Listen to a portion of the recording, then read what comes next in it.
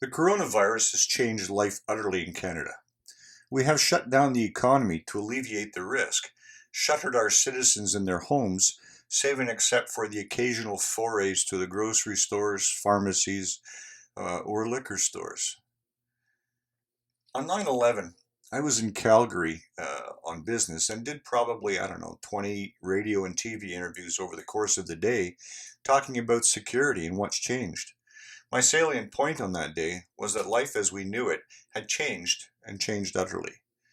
Could you have imagined on September 10th, as an example, being told by a TSA agent who didn't exist to take off your shoes in order to clear a security screening area in an airport in order to board a flight? The coronavirus is much the same thing. Will there be a time in the future when we return to shaking hands as a matter of course when greeting somebody? I don't know. But what I do know is that hand hygiene and social distancing are now a part of life. While I understand all the reasons behind all of that, I, like many other people, are questioning whether we have overreacted in shutting down our economy. The same is happening across the United States. The last few days have seen protests in Michigan, Minnesota, California, Texas, Florida, and Maryland demanding the governments rethink this and restart the economy. People are hurting from not being able to earn wages or do business, or even just move around their communities in the way that they're used to. I worked hard all my life to enjoy certain things. I have a membership at an exclusive golf club that's closed. I also belong to a private club, which is where I worked out at the gym to stay fit and healthy. That too is closed. The small gym in my condo building is also closed. Why? I'm a smart guy. I understand social distancing.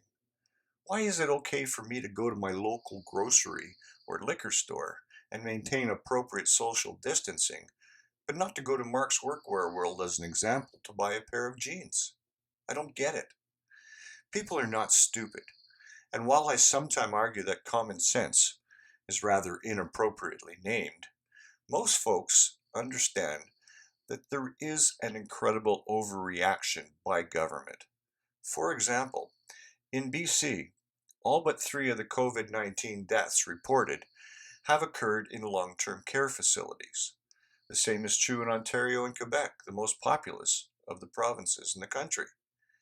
On a national level, coronavirus deaths have accounted for approximately 0.0006% of the population. Seriously.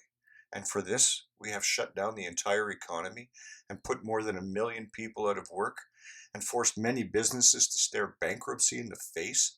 How does this make sense to anyone? Life itself is not without risk, no matter how much the political left think they should control everything to mitigate that risk. Every time I walk downtown, I run the risk of being run down in a crosswalk by a taxi or a bus. That's life. We cannot mitigate all risk in life.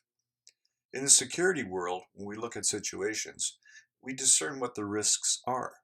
We put in place solutions to mitigate that risk, but we can never eliminate it all entirely. There is a point where we say that this level of risk is tolerable. It is the same in life.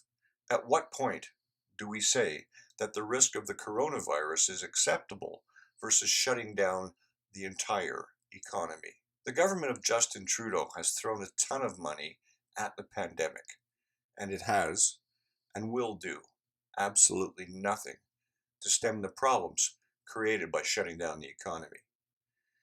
Trudeau seems to think that we are in this state until there is a vaccine, which is likely at least a year or a year and a half away. How does he think money will be generated for him to lavish it out on whatever pet causes he has if the private sector, which pays all the taxes that fund government, is shut down? I harbor no illusions that Justin Trudeau or his cabinet ministers or his close advisors actually understand how the economy works. Point of fact, I would argue that none of them actually do. I also understand that listening to the bureaucrats at the World Health Organization is very, very foolish indeed. The US is returning their economy to some semblance of normal. So too should Canada, and right now.